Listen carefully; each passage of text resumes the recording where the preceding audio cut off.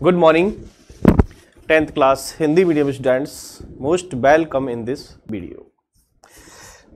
देखिए बेटा, पिछले वीडियो में हम पढ़ रहे थे मानव मस्तिष्क। मानव मस्तिष्क की जो संरचना है उसके बारे में आपने डिटेल से अध्ययन किया। मैंने आपको नामांकित चित्र बनाकर ये समझाया कि मस्तिष्क के कितने भाग हैं, कौन सा भाग कहाँ स्थित है। आपको मैंने बुक का डायग्राम भी समझाया और हाथ से बना करके भी समझाया। ठीक है, तो संरचना में आप समझ पाए कि मानव मस्तिष्क जो सिर में या खोपड़ी में कपाल अस्थियों के मध्य सुरक्षित होता है। 8 कपाल अस्थियां हैं बोन बॉक्स, उन अस्थियों के मध्य मस्तिष्क सुरक्षित है। मस्तिष्क का भार 1400 ग्राम या 1.4 केजी होता है। यदि हम नर और मादा दोनों की बात करें तो नर के मस्तिष्क का भार 1.4 केजी मीन्स 1400 ग्राम और मादा मीन्स महिलाओं के मस्तिष्क का भार 1.3 केजी मीन्स 1300 ग्राम होता है। लेकिन आप तो 1400 ग्राम लिखें दोनों में तब भी, क्योंकि मानव के बारे में पूछा जाता है। नर मादा का क्वेश्चन कभी नहीं आता, पूछा जाता है मानव मस्तिष्क का भार कितना होता है। तो ये आपको याद रखना है, 1400 ग्राम या 1.4 केजी किलोग्राम। ठीक है, एक एक पॉइंट यानी आपने मस्तिष्क को 3 भागों में बांटा, अग्र मस्तिष्क, मध्य मस्तिष्क, पश्च मस्तिष्क, उनके बारे में पढ़ा। आज मैं आपको उन सभी अंगों के एक एक कार्य के बारे में आपको समझा रहा हूं। आप पॉइंट टू पॉइंट नोट करें, जो याद रखना होता है उसी को आप कॉपी में लिखें, उसके नोट्स प्रिपेयर करें। ठीक है, जिन बच्चों के नोट्स प्रिपेयर हैं, कंप्लीट अब तक पढ़ा दिया, चैप्टर नंबर 1, 2, 6 और 7 आज तक जो पढ़ा दिया, वो बच्चे मुझे व्हाट्सएप पर भी बताएं कि सर हमारा जो फेयर वर्क है, होमवर्क है, वो बिल्कुल क्लियर है। क्योंकि मैं खुद कुछ बच्चों से संपर्क करना चाह रहा हूं, क्योंकि अपने कुछ बच्चे ऐसे जिन्होंने लाइव क्लास नहीं ली, रिकॉर्डेड वीडियो पढ़ी नहीं आज तक, या उनके पास मोबाइल नहीं है, या अपनी परिस्थिति के कारण वो मोबाइल नहीं ले पा रहे, या बच्चे लापरवाह होने के कारण घर वाले उनको मोबाइल नहीं दिला रहे।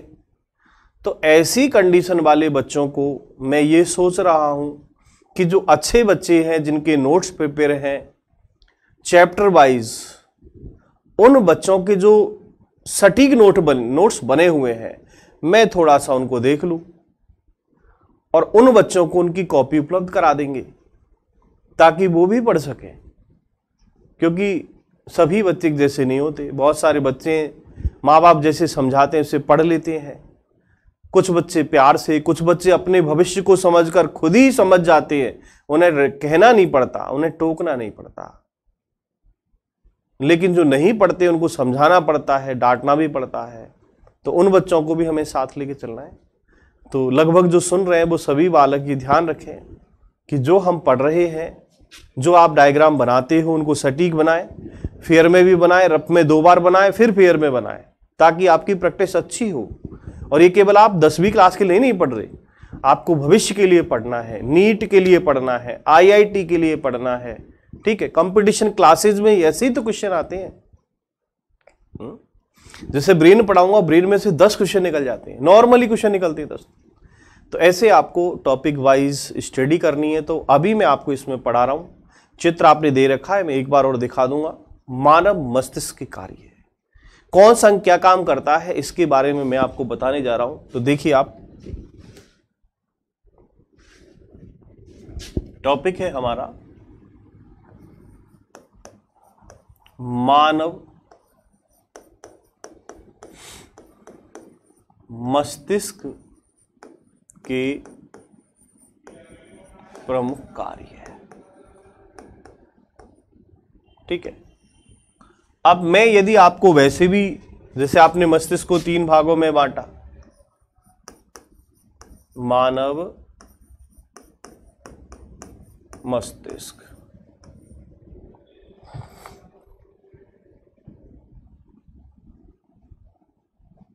देखो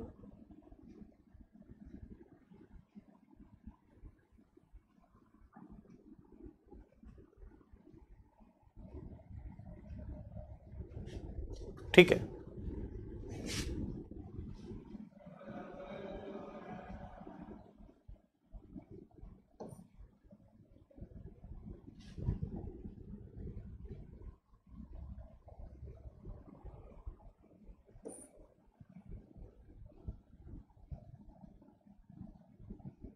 हाँ देखिए बेटा, मानव मस्तिष्क के हम 3 भागों में बांटेंगे। नंबर 1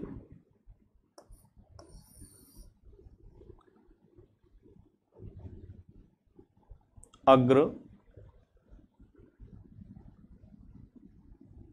मस्तिष्क, नंबर 2 मध्य मस्तिष्क, और नंबर 3 पश्च मस्तिष्क। ये पॉइंट आपने उस दिन पढ़ लिए थे। अब मैं आपको एक एक के बारे में जानकारी देता हूं। सबसे पहले हम टॉपिक डालते हैं अग्र मस्तिष्क को, इसमें लिखेंगे, और ये आपने लिख लिया होगा पहले संरचना में कि मध्य मस्तिष्क शरीर का, वो मस्तिष्क का सबसे बड़ा भाग मीन्स 80% भाग जो बनाता है वो अग्र मस्तिष्क बनाता है। और इसका भी पार्ट, अब इसके भी पार्ट देखिए आप।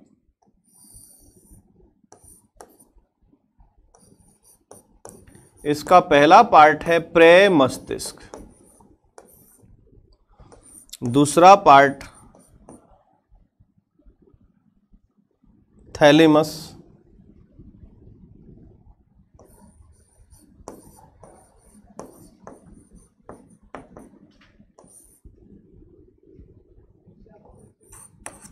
तीसरा पार्ट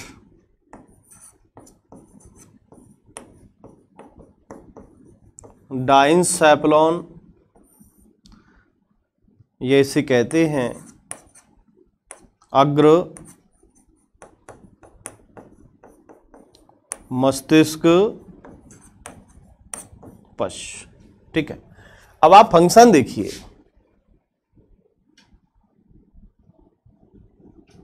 फंक्शन देखिए बेटा,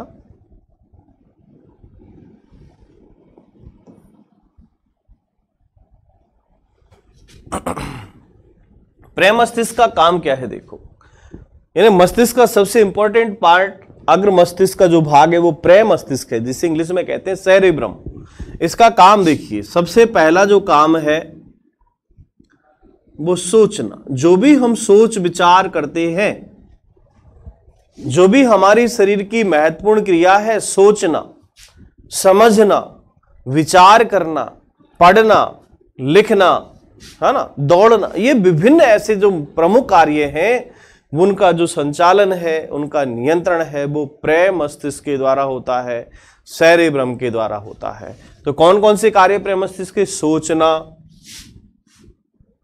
विचार करना,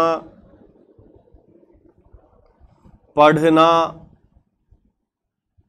गाना, ठीक है, चलना फिरना, ये जो महत्वपूर्ण जितने भी ऐसी क्रियाएं हैं, प्रमुख सभी क्रियाओं का संचालन प्रे मस्तिष्क के द्वारा होता है। यानी सेरेब्रम मस्तिष्क का वह पार्ट है जो सोचना, विभिन्न प्रकार के जो थॉट्स या थिंग्स हमारे दिमाग में आते हैं, आइडियाज आते हैं, हम रीड करते हैं, सिंग सॉन्ग यानी गाना गाते हैं, यानी गाने के भाव, विचार, तो ये जो महत्वपूर्ण क्रिया है इनका जो संचालन है वो प्रे मस्तिष्क यानी सेरेब्रम के द्वारा होता है। दूसरा पार्ट देखिएगा थैलेमस। ठीक है, थैलेमस का जो प्रमुख कार्य है संवेदी व प्रेरक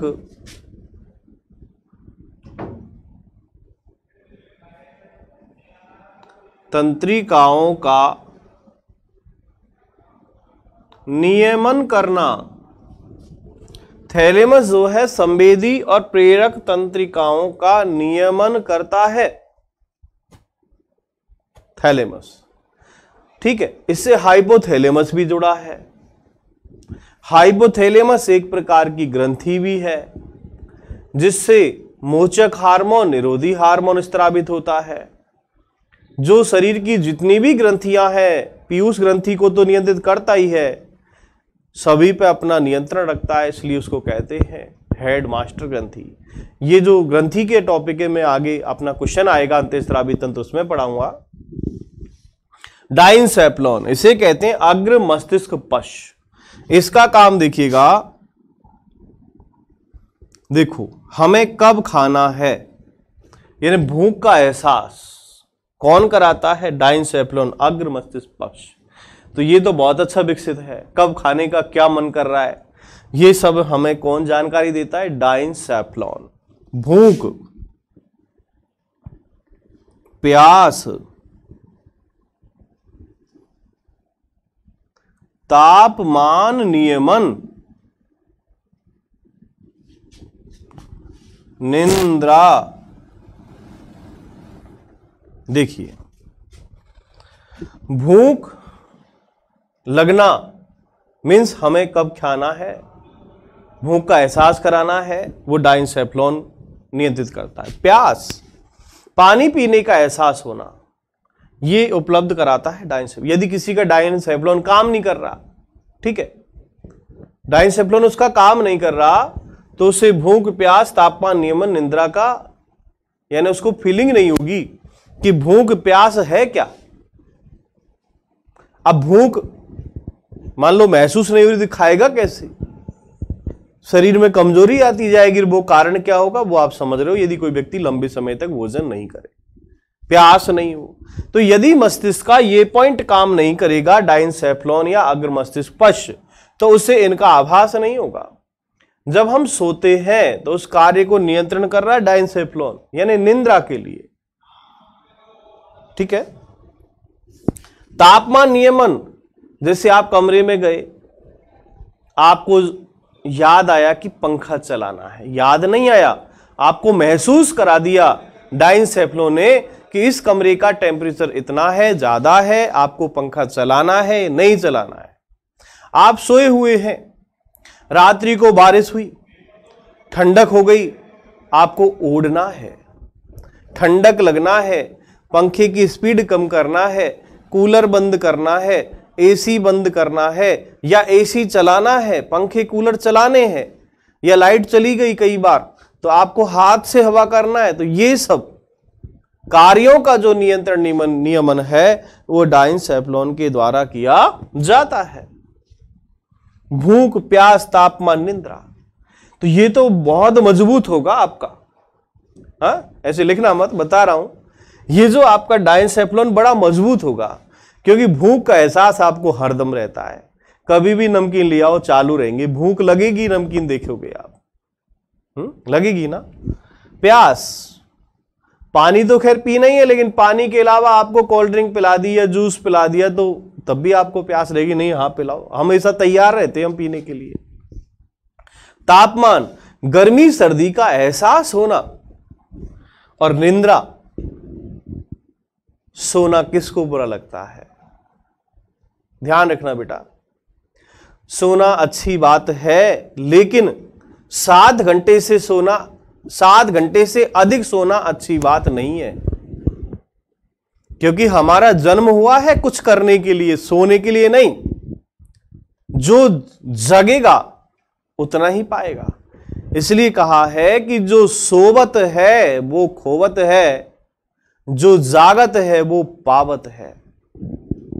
जो सोता रहता है उसे क्या पता दुनिया में क्या हो रहा है, उसे पता ही नहीं कि उसके साथी कितने पढ़ रहे हैं। अभी बहुत से बच्चों से बात होती है फोन पर, तो हम पूछते हैं बेटा क्या टॉपिक चल रहा है, कितना पढ़ लिया, तो कहते हैं सर शुरू ही नहीं किया।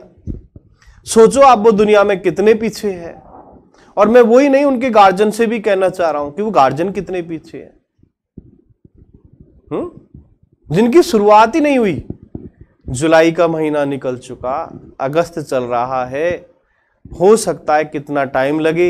हमें हमारी पढ़ाई बंद नहीं करनी है, हमें 10वीं में परसेंटेज नहीं बनानी, हमें ज्ञान सीखना है ताकि हम आगे भविष्य में अच्छी एग्जाम पास कर सकें। आज के टाइम में परसेंट मायना नहीं रखती। आज ही सोचिए, जिन्होंने 100%, 90%, 99, 98 बनाई है, क्या उनकी सर्विस पक्की है? नहीं, उनको कंपटीशन देना होगा। इसलिए कोई बालक अपनी परसेंट पे घमंड नहीं, उसे अपने ज्ञान पर सोचना चाहिए। परसेंट तो आंकड़े हैं, कागजों में है, लेकिन जो आपने सीख लिया वो हमेशा आपके पास उपलब्ध होगा।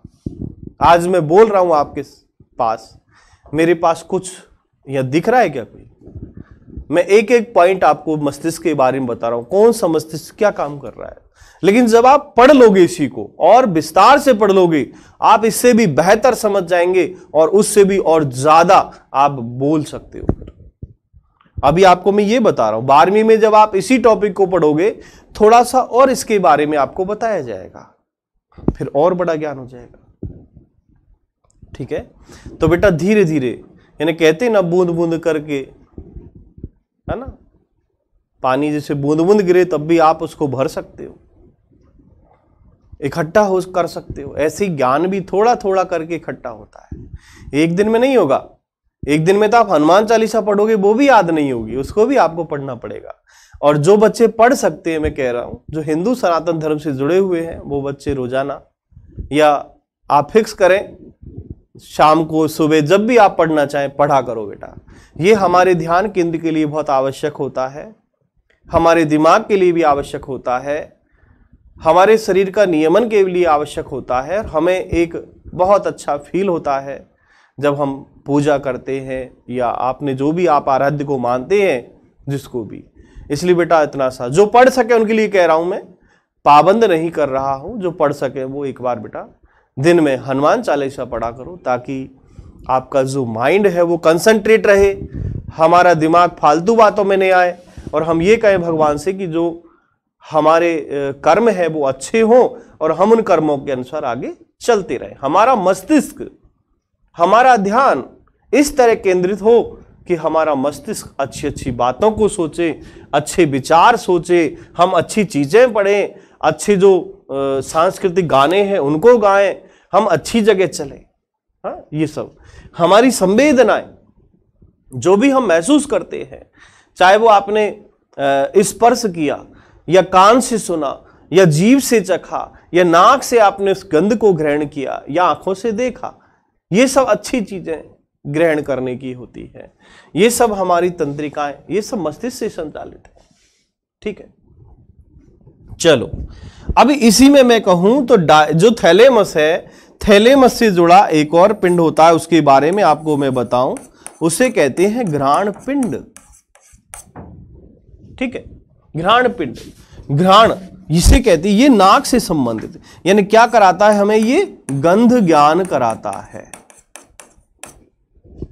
ठीक है, तो ये जो अग्र मस्तिष्क, जो सबसे बड़ा पार्ट है पूरे मस्तिष्क का, 80% पार्ट, जिसके प्रमुख कार्य आपके सामने है, और इन कार्यों को आप सटीक तरह से याद कर सकते हैं। मैंने एक एक पॉइंट, यहां आपको कोई निबंध नहीं लिखवा रहा, एक एक पॉइंट आप सटीक पढ़ें कि कितने तो अग्र मस्तिष्क के मैंने भाग कर दिए, इनके ये कार्य है याद। ठीक है, अब मैं आता हूं मध्य मस्तिष्क पर। बहुत सारी बातें हो गई अग्र मस्तिष्क के बारे में, मध्य मस्तिष्क पर आता हूं। देखिए बेटा,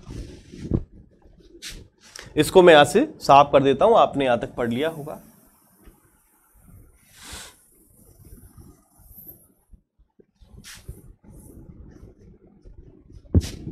मध्य मस्तिष्क, देखिए बेटा, मध्य मस्तिष्क मस्तिष्क का सबसे छोटा भाग है, इसके बारे में बात कर चुका। अब कार्य देखिएगा इसके। ये जो मध्य मस्तिष्क है, इसमें बेटा 4 पिंड होते हैं, 4 पिंड, और इन पिंडों का नाम है कार्पोरा, क्वार्डी, जेमिना। कितने पिंड है? 4। नाम क्या है? कार्पोरा, क्वार्डी, जेमिना। अब कार्य देखिएगा, 2 पिंड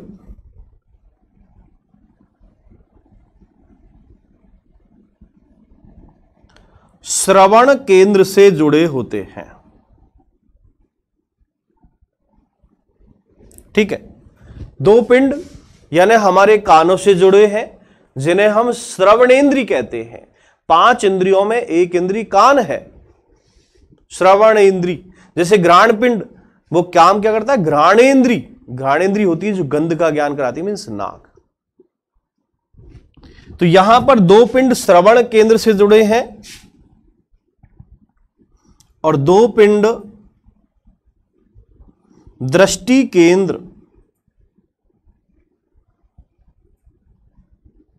दर्शनेंद्री या नेत्र से जुड़े होते हैं। कहने का मतलब दो पिंड कान से जुड़े हैं और दो पिंड नेत्रों से जुड़े। ये मध्य मस्तिष्क का काम है।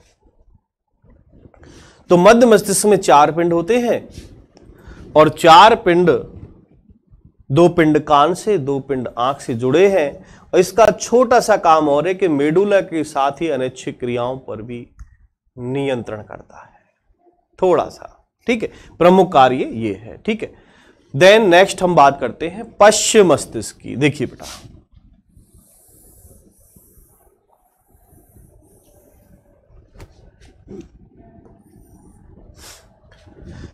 पश्च मस्तिष्क के भी 3 भाग हैं।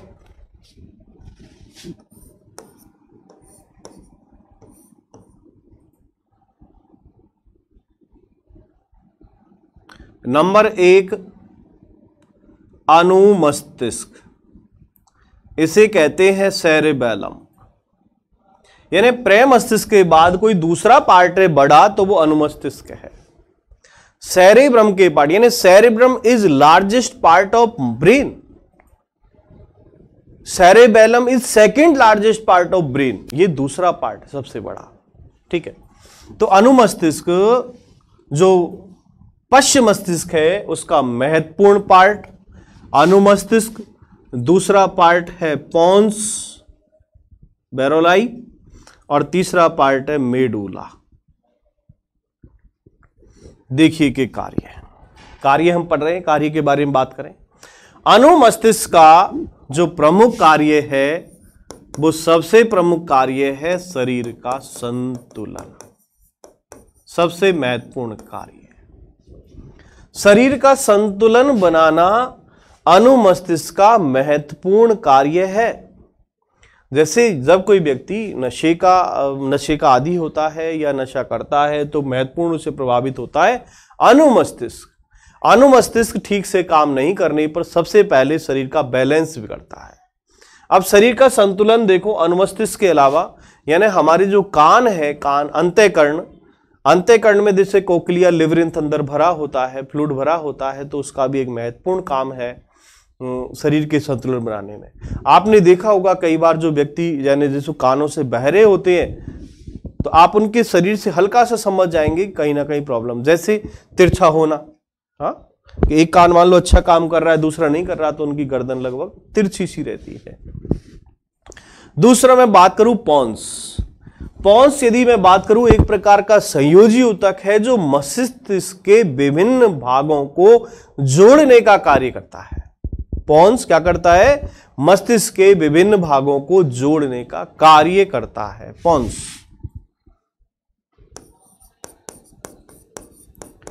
मस्तिष्क के विभिन्न भागों को जोड़ने का कार्य करता है। तीसरा मैं बात करूं मेडुला। तीसरा पार्ट मेडुला ऑब्लिगेटा, मस्तिष्क का पश्च भाग, मस्तिष्क की पूंछ और मेडुला से जुड़ जाता है मेरुरज्जु, जिसे हम कहते हैं स्पाइनल कॉर्ड। मस्तिष्क का प्रमुख कार्य देखो बेटा, अनैच्छिक क्रिया, इनवॉलंटरी एक्शन, अनैच्छिक क्रियाओं का नियमन।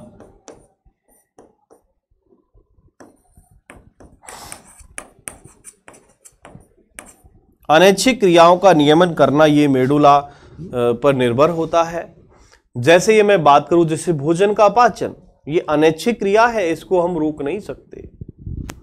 श्वसन दर, हृदय की धड़कन, फेफड़ों का संकुचन अनुशीतलन, हृदय का संकुचन अनुशीतलन, विभिन्न उद्दीपनों के प्रति अनुक्रिया, बहुत सारी ऐसी क्रियाएं हैं जो हमारे, यदि बात करें तो मस्तिष्क के जो मेन पार्ट है उनसे संचालित न होकर मेडुला से या फिर मेरु रज्जु से वो नियंत्रित होती है। तो यहां पर देखें कि अनैच्छिक जितनी भी हमारी क्रिया है, अनैच्छिक क्रिया, ऐच्छिक क्रिया आपने पिछली क्लासों में पढ़ा होगा, 7वीं में, 8वीं में, 9वीं में, कि ऐच्छिक क्रिया अनैच्छिक क्रिया क्या होती है, इन सब के बारे में आप जानते हैं।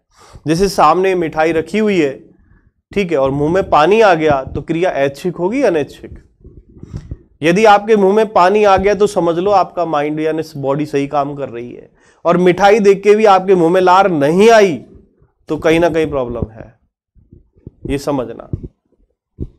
मीन्स ऐच्छिक क्रिया जो कार्य हमारी इच्छा के अनुसार संचालित होते हैं, मैं बोलूं नहीं बोलूं ये मेरी मर्जी, ऐच्छिक क्रिया है। लेकिन किसी बात को सुनकर हम हमारी हंसी नहीं रोक सके वो अनैच्छिक है।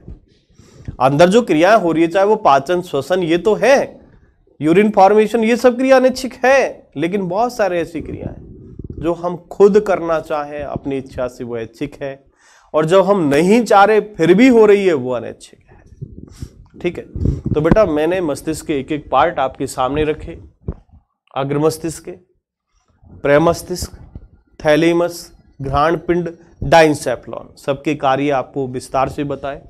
मध्य मस्तिष्क के काम, कार्पोरा, क्वार्डी, जेमिना के का कार्य है, इसके बारे में बात की। अनुमस्तिष्क, पोन्स और मेडुला, यानी एक एक पार्ट के बारे में आपको मैं बता चुका हूं। तो यहां पर मस्तिष्क यानी जो टॉपिक है वो कंप्लीट होता है मस्तिष्क से संबंधित। अब एक छोटा सा क्वेश्चन आपको मैं बताऊंगा अगले वीडियो में कि जो मानव मस्तिष्क है, मैं बता चुका हूं बताने को, पर एक क्वेश्चन लेके बताऊंगा कि मानव जो मस्तिष्क है वो 8 कपाल अस्थियों के मध्य सुरक्षित है। क्वेश्चन ये आता है कि मेरु रज्जु कहां सुरक्षित है? तो हमारी पीठ में यदि देखें हम तो बीच में कशेरुक दंड है, बैकबोन में आप देख कशेरुक दंड, उस कशेरुक दंड में मेरु रज्जु सुरक्षित है। कपालस्थियों में मस्तिष्क और मेरुदंड में, कशेरुक दंड में मेरु रज्जु सुरक्षित होता है। क्वेश्चन पूछे तो इसमें इतना ही लिखना होता है, छोटा सा क्वेश्चन होता है। ठीक है, आज की वीडियो में इतना ही बताऊंगा, नेक्स्ट वीडियो में नए क्वेश्चन के साथ फिर आपसे मिलूंगा। आज इतना ही, थैंक यू वेरी मच।